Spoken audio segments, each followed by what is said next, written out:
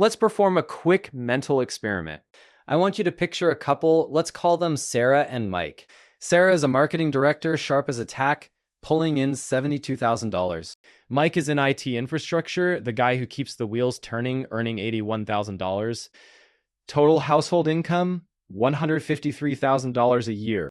Now, if you told someone in 1975 that a family was making the inflation-adjusted equivalent of 150 grand, they'd assume that family was living in a mansion with a literal white picket fence, two pristine cars in the driveway, and a college fund that was already fully funded. They'd think Sarah and Mike were the elite. But if you look at Sarah and Mike today, the reality is a gut punch. They are stressed, they are exhausted, they are fighting about the grocery bill in the kitchen at 11 p.m. They've got maybe $4,000 in a savings account, which wouldn't even cover the mortgage for 2 months if one of them got laid off. When the water heater exploded last month, it didn't come out of savings, it went straight onto a high-interest credit card. They did everything right. They got the degrees. They waited until they were financially stable to have kids. They bought the house in the good school district. So why does it feel like they're drowning in 3 feet of water? The problem is not that they were wrong, it's that the environment changed. If you've ever looked at your bank account and thought, we make too much money to feel this broke, then stay with me. Because today, we are going to expose the most sophisticated financial bait and switch in modern history. We're talking about the two-income trap. Before we dive into the math that's going to change how you look at your paycheck forever, do me a favor. If you're listening to this while driving, working out, or doing the dishes, I want you to think of one number, your total household income. Now, ask yourself, on a scale of 1 to 10, how rich do you actually feel? Drop that number in the comments right now. Be honest. Is it a 3? A 5? I want to see how many high earners are actually feeling the squeeze. My name is Tom, and I'm obsessed with one question. Why are we working twice as hard to stay in the exact same place? We've been sold a story. It's a story rooted in basic addition. The logic goes like this. If one person working can support a family, then 2 people working should be able to support a family twice as well. You have 2 paychecks, 2 401k matches, and 2 paths to the American dream. It sounds mathematically impossible to lose that bet, right? Wrong. What we didn't see coming was that as soon as the two-income household became the norm, the entire economy adjusted to swallow that second income whole. The term two-income trap wasn't dreamed up by some YouTube finance guru. It was coined by Elizabeth Warren long before she was a senator, when she was a Harvard law professor studying why middle-class families were declaring bankruptcy at record rates. What she and her daughter, Amelia Warren Tyagi, found was a statistical nightmare. They discovered that a two-income family in the early 2000s was actually more likely to go bankrupt than a single-income family from a generation prior. Think about that. You've doubled the labor, you've doubled the hours away from home, you've doubled the stress, and yet you are less financially secure than your parents were when only one of them worked at the local plant or office. If this feels confusing, it's because the problem isn't your discipline or intelligence. This is a systemic trap. It's the structure you are asked to operate inside. To understand how we got trapped, we have to look back at 1970. And for those of you who think the good old days are just a myth, listen to these numbers. In 1970, roughly 40% of women were in the workforce. The median family lived on one income. Now, here's the kicker that single income was a fortress. Back then, the median single income family spent about 24% of their take-home pay on housing. They had enough left over for groceries, a car, and a yearly vacation, but the most important thing they had wasn't money. It was flexibility. In 1970, the stay-at-home parent was the ultimate economic insurance policy. If the breadwinner got sick, or the factory moved, or the economy took a dip, the stay-at-home parent could enter the workforce. They were the backup generator. They were the margin for error. Fast forward to today, in over 60% of married with kids households, both parents are grinding full-time. We have already deployed our backup generator just to pay the monthly bills. There is no more margin if one of you gets a chronic illness, or your industry gets disrupted by AI, or your company restructures. You don't just lose a paycheck. You lose the ability to pay for the life you've built, but it gets worse. Because you might be thinking, okay, but we make $150,000. Even if we lose one job, we still have the other $75,000. We're still better off than the 1970s family, right? Actually, no, because the costs of being middle class have outpaced your raises by a mile. In 1970, the median home cost about $25,000. Adjusted for inflation, that's roughly $200,000 today. But what is the actual median home price in the US right now? It's hovering over $420,000. Housing has more than doubled in real terms.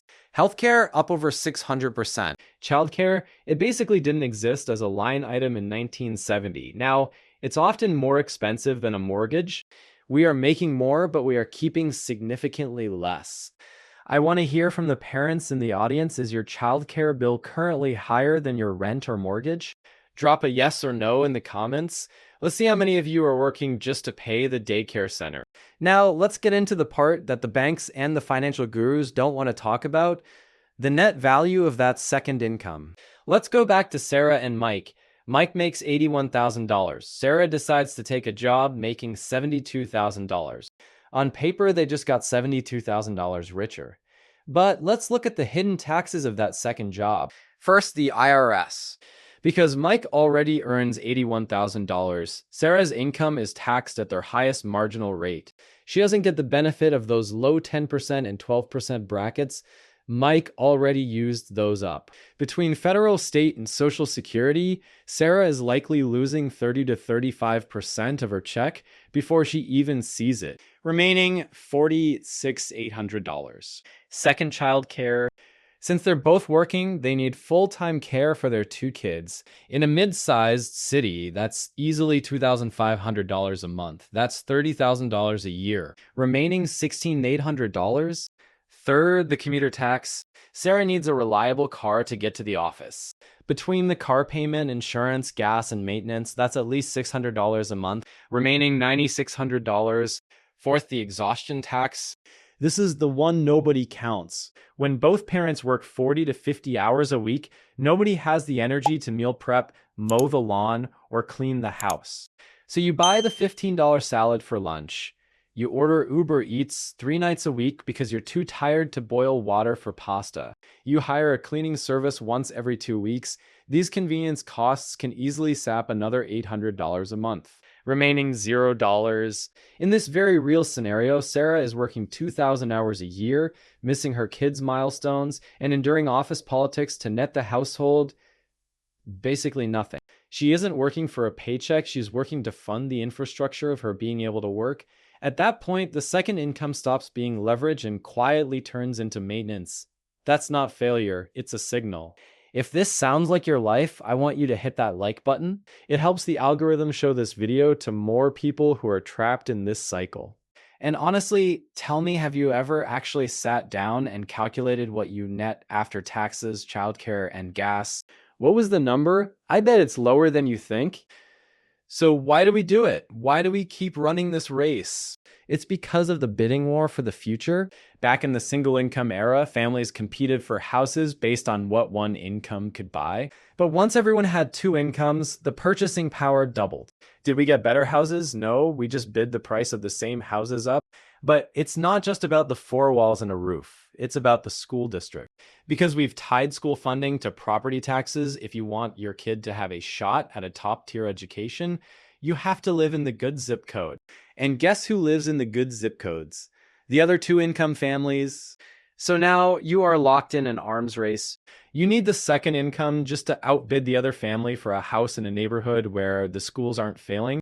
You aren't buying luxury, you're buying a ticket to the middle class. The bank looks at your two incomes and says, congratulations, you qualify for a $550,000 mortgage. And you take it because you want the best for your kids. But the moment you sign that paper, the trap snaps shut. You are now obligated to produce two incomes for the next 30 years.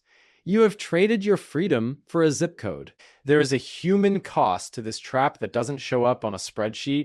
When both parents are all in on their careers, the home becomes a logistics hub rather than a sanctuary. You aren't living with your spouse, you're co-managing a small nonprofit dedicated to child transport and debt servicing. We see record levels of burnout, divorce, and anxiety in high-income households.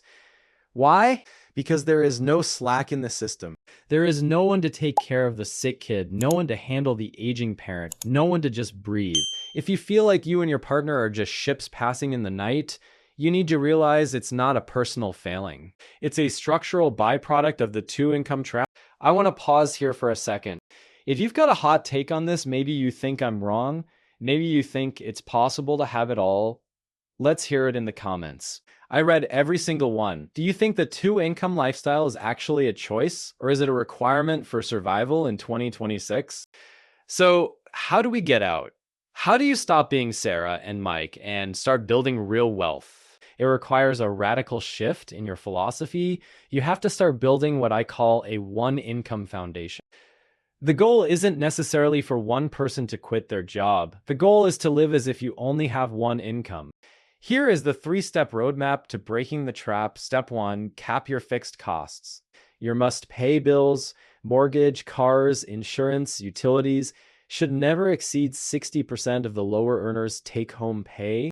Yes, that sounds impossible. It might mean living in a smaller house. This isn't about downgrading your life. It's about upgrading your optionality. It might mean driving a 10-year-old Toyota instead of a leased Tesla. But this is how you buy your freedom. If your fixed costs are covered by one income, the second income becomes a wealth-building engine instead of a survival requirement. Step 2, the second income rule. Treat every dollar of the second income as bonus money. This money goes to 1, high-interest debt, 2, an 8-month emergency fund because you need more margin in a two-income world, 3, income-producing assets, stocks, real estate, side businesses. Step 3, buy back your time. Once your debt is gone and your emergency fund is set, don't upgrade your lifestyle. Use that second income to buy your way out of the trap. Maybe one partner goes part-time. Maybe you hire out the tasks that cause the most stress. The ultimate flex in the modern economy isn't a bigger house, it's the ability to say no. No to the soul-crushing promotion that requires 60 hours a week. No to the toxic boss. No to the stress of a potential layoff. Wealth isn't a number in a bank account. Wealth is optionality. We've been conditioned to believe that more is always better. More income, more house, more status.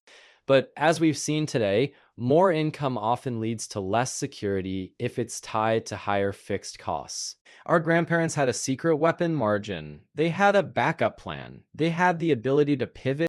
If you want to be truly wealthy, you have to stop playing the bidding war game. You have to stop letting the system dictate how much you need to earn just to exist. I want to end this video with a challenge. I want you to go to your bank statements tonight. I want you to add up every convenience expense, the takeout, the subscriptions you don't use, the stress shopping on Amazon. Add it all up and post the total or just a reaction in the comments below. Let's start a discussion. How much would it take for you to feel safe? Is it $5,000 in the bank? $50,000? If this gave language to a pressure you've been carrying quietly, that alone means you're ahead, not behind.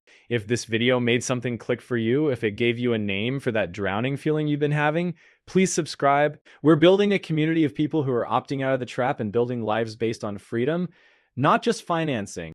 Hit the like button, share this with your partner. It's going to be an interesting conversation, I promise.